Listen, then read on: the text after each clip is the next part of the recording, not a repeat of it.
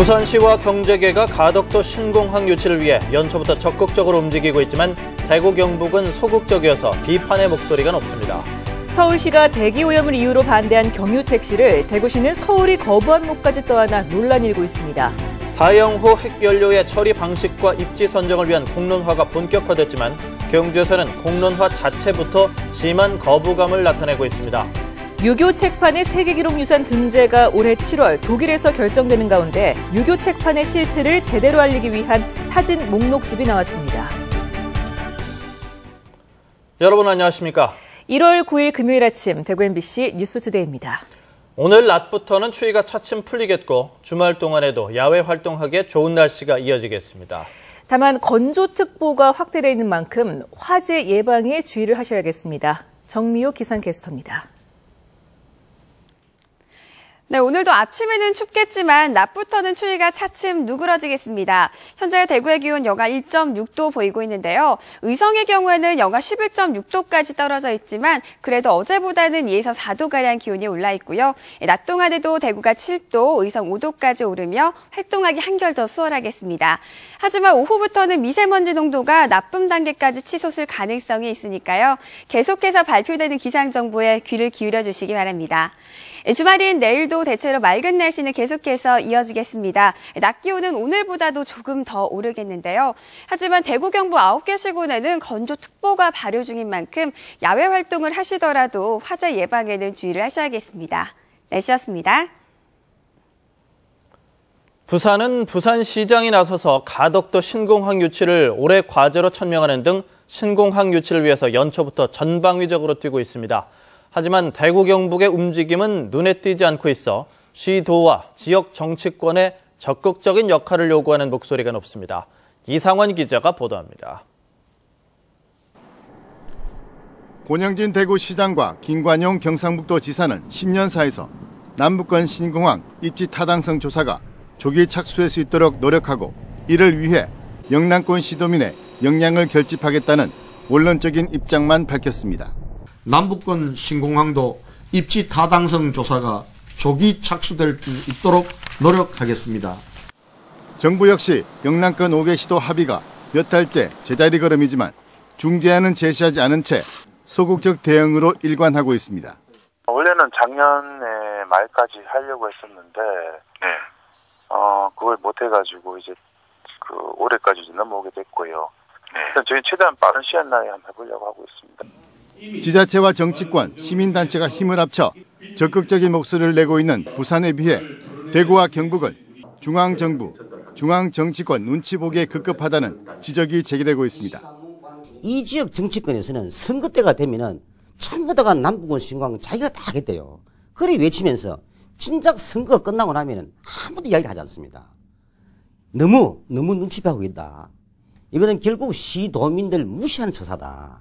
이런 가운데 오는 19일 대구에서 영남권 5개 시도지사가 모이는 협의회가 열릴 예정이어서 남북권 신공항 문제가 중심 의제가 될 것으로 보입니다. 신공항 유치를 위한 부산의 행보가 연초부터 심상치가 않습니다. 더 늦기 전에 대구시와 경상북도 지역 정치권도 적극적인 목소리로 정부를 설득하고 구체적인 계획을 통해 보다 많은 시도민의 관심과 참여를 이끌어내는데 주력해야 할 것으로 보입니다. MBC 뉴스 이상훈입니다. 대구시는 관광객 유치를 위해서 온라인을 통한 홍보 마케팅을 강화할 방침입니다. 최근 이용자 3억 명을 넘어선 SNS인 인스타그램을 추가로 운영하기로 하고 이달 안에 사업체를 선정한 뒤 오는 3월 초 채널을 개통할 예정입니다.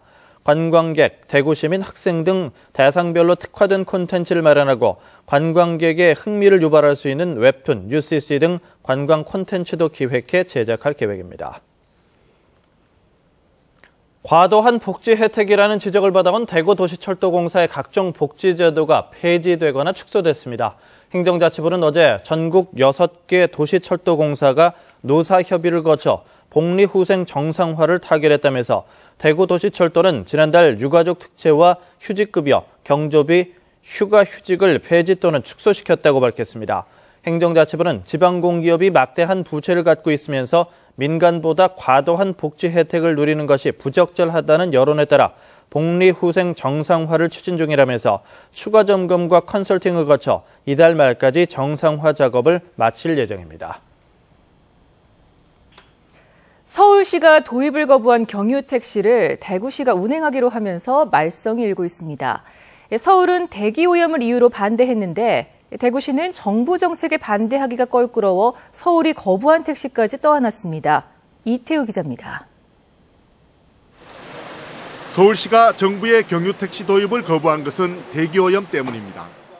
대기질 개선을 위해 수도권에 6조 원을 쏟아부었는데 오염이 심한 경유택시를 도심에서 운행할 수 없다는 겁니다. 경유택시를 도입할 경우에 여태껏 서울시의 그런 대기질 개선을 위한 노력이 숲으로 돌아갈 수 있다라는. 서울이 반대하자 정부는 당초 서울 몫인 2,700여 대를 다른 지자체로 나눴습니다. 대구는 당초 배정된 649대가 1,039대로 늘었고 경북도 600대 넘게 도입해야 합니다. 환경단체는 물론이고 경유택시 도입을 우려하는 택시 기사들도 적지 않습니다. WHO에서 지금 1급 발암물질로 규정하고 있습니다. 그래서 시민의 건강과 안전을 위해서라도 경유택시 도입과 관련되어서는 신중한 검토가 필요한 것 같습니다. 못하지요. 환경오염을 많이 냄이 많이 나오잖아요. 예, 아무 가스가 훨씬 낫죠. 이런 반대와 문제에도 경유택시가 도입되는 이유가 있습니다. 정부로서는 택시업체에 유가 보조금을 주고서도 리터에 183억 원씩 기름값에 붙는 세금을 더 거둘 수 있습니다. 정유업계는 늘 생산량이 남아돌아 재고가 쌓이던 경유를 처분할 수 있고 택시회사는 유가 보조금을 받아 어쨌든 득이 됩니다. 정부가 택시를 대중교통으로 받아들이지 않아 생긴 업계 반발을 경유택시란 당근으로 해결한다는 시각도 있습니다. 경유차 이용을 줄여가는 세계적인 추세를 거슬러가면서도 굳이 경유택시를 도입하겠다는 정부와 대구시의 정책에 대해서 걱정하는 목소리가 커지고 있습니다. MBC 뉴스 이태호입니다. 대구시 교육청은 학교 내 100만 화소 이상 CCTV 설치 비율을 50% 이상으로 높이기로 했습니다. 현재 대구시 내 444개 초중고 특수학교에 평균 14.3대, 모두 6,300여 대가 설치되어 있습니다. 이 가운데 5,500여 대인 87%가 사람 얼굴이나 차량 번호 식별이 어려운 것으로 조사됐습니다. 대구시 교육청은 학교 주변 1km 반경 안에 성범죄자가 많은 학교를 우선으로 해마다 9억 원을 투입해 2019년까지 고화소 CCTV 설치 비율을 50%로 높일 계획입니다. 대구지방법원은 건강식품 수입 사업에 투자하면 고수익을 올려주겠다고 속여 투자금을 가로챈 53살 최 모 씨에게 징역 4년을 선고했습니다. 최 씨는 2009년 8월부터 1년 동안 건강기능식품 농축 원액을 수입해서 판매하는 사업에 참여하면 투자 원금 보장과 함께 이익의 4분의 1을 3년에 걸쳐 나눠주겠다며 5,200여 명으로부터 144억 원을 받아챙긴 혐의로 재판을 받았습니다. 최 씨는 나중에 투자한 사람의 돈을 먼저 투자한 사람에게 수당으로 주는 방법으로 유사수신을 이어왔습니다. 재판부는 사회의 건전한 경제활동 기반을 흔들고 시장 경제 질서를 왜곡해 사회 전반에 미친 해악이 크다고 밝혔습니다. 고준위 핵 폐기물인 사용 후 핵연료의 처리 방식과 부지 선정을 위한 공론화가 본격화됐습니다. 하지만 경주에서는 공론화 자체부터 심한 거부감을 드러내고 있습니다. 김기영 기자가 보도합니다. 중저준위 방패물은 경주 방패장 건설로 처리에 숨통이 트였지만 고준위는 당장 내년부터 고리원전을 시작으로 보관할 곳이 없게 됩니다. 이에 따라 전국 5곳의 원전 소재 지역에서는 앞으로 6개월 동안 주민들을 대상으로 의견을 수렴하는 공론화 일정에 돌입했습니다. 하지만 경주에는 방패장을 유치하면서 제정된 특별법에 사용 후 핵연료 시설은 경주에 유치하지 않는다고 명시했기 때문에 공론화 자체부터 반발하고 있습니다. 이에 대해 공론화 용역을 맡은 동국대 갈등치유연구소는 공론화가 영구처분장 건설을 염두에 둔 것이 아니라며 다만 3년 후 포화에 이르는 월성원전 사용 후 핵연료를 어떻게 할지 등은 논의해야 한다며 설득에 나서고 있습니다. 발전소 안에 보관되어 있는 이 사용 후 해결료가 한 40-50년 정도 저장을 해야 되거든요. 이것에 관련된 쟁점이 무엇이고 과연 주민들에게 어떻게 해주면은 이 보관을 허락해 줄지에 관한 것입니다. 중저준위 방패물은 300년 정도만 보관하면 되는 반면 사용 후 핵연료는 30만 년이 지나야 안전합니다. 이런 중저준위 방패장도 부지 선정에만 19년이 걸렸습니다. 사용 후 핵연료는 저장 방법도 수명이 다한 원전을 폐기하는 기술도 없는 상태에서 공론화 논의마저 가로막혀 고준위 핵폐기물의 미래가 더 험난하게 됐습니다. MBC 뉴스 김기영입니다. 프로야구 삼성 라이온즈가 2015 시즌 연봉 협상을 모두 마무리했습니다. 지난해 우승팀인 삼성은 4번 타자이자 주장으로 활약했던 최형우 선수에게 팀 내 최고 인상액인 1억 5천만 원이 오른 6억 원에 계약한 것을 포함해 총액 87억 3,100만 원, 평균 연봉 1억 5천만 원으로 2015 시즌 등록 예정 55명의 선수와 계약했습니다. 연봉 협상을 마무리한 삼성은 오늘 시무식에 이어 오는 16일 괌으로 전지훈련을 떠납니다. 7대륙 최고봉 등정에 도전 중인 구미시 산악연맹이 전 세계에서 가장 높은 에베레스트 등반에 나섭니다.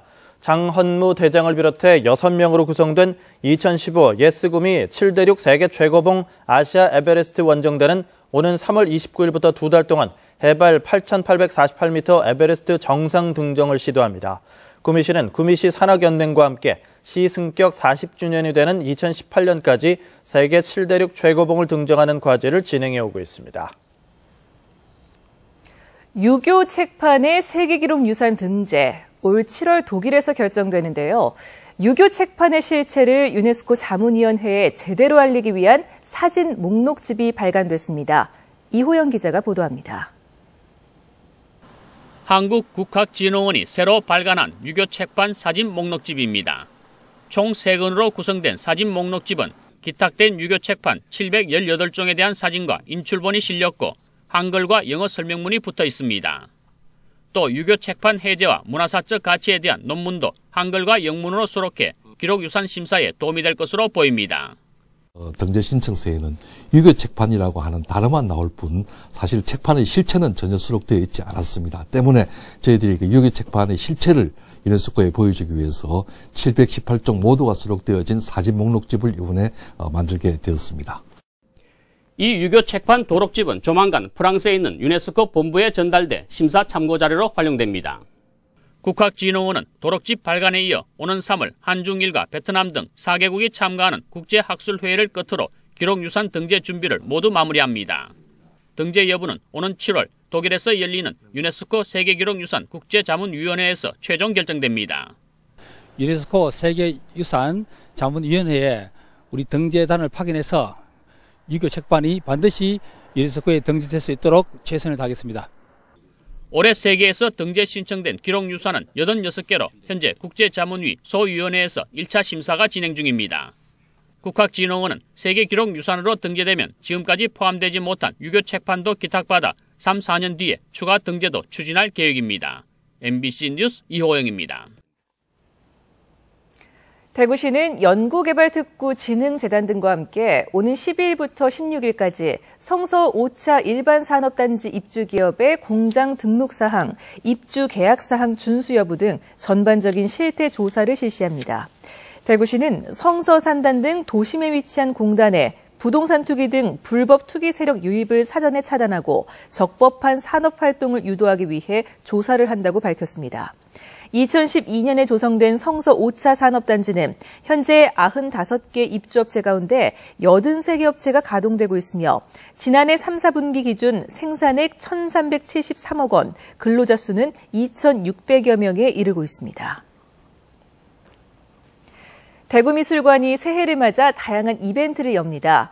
오늘부터 다음 달 1일까지 올해 나이로 13살부터 61살까지 양띠인 시민들을 무료로 입장하도록 하고 매일 오후 4시 이후에 입장하는 관람객 30명에게는 이강소와 익회대, 최병소 등 대구미술관에서 연 전시회 도록을 증정합니다. 또 아트라운지 소장품전 출품작인 스트로베리에서 사진을 찍을 수 있는 이벤트를 갖고 기념품도 전달할 예정입니다. 영남대학교가 국민대학교와 산학협력을 위한 양해각서를 체결했습니다. 이에 따라 두 대학은 산학협력 선도 모델을 만들어 공동 연구 개발에 나서고 산업체 수요에 맞는 인재 양성을 위해 교육 프로그램을 공유하기로 했습니다. 특히 영남대는 산학협력 인프라와 네트워크를 구축하기 위해 국민대와 협의체를 구성하는 등 수도권 대학의 인적, 물적 인프라를 적극 활용할 계획입니다. 다음은 희망 2015 나눔 캠페인에 성금을 보내주신 분들입니다. 경산 다운초등학교 14만 5,270원, 성주군 수륜면 박약회 성주군지회에서 10만 원, 수륜 전담 의용소방대 30만 원, 태평양 참치 본점 대표 김태식 씨 10만 원, 구미시 형곡 1동 3주공 주민 1동이 25만 원, 이태문 씨 13만 5천 원, 청일 한양아파트 박종근 씨와 주민 1동이 각각 10만 원, 경산 장산 적십자 봉사회 회장 및 회원 1동이 20만 원, 이윤숙 씨, 던킨도너츠 구미 형곡점, 박서원 씨, 도움 한의원에서 각 만 원씩을 보내주셨습니다. 모두 고맙습니다.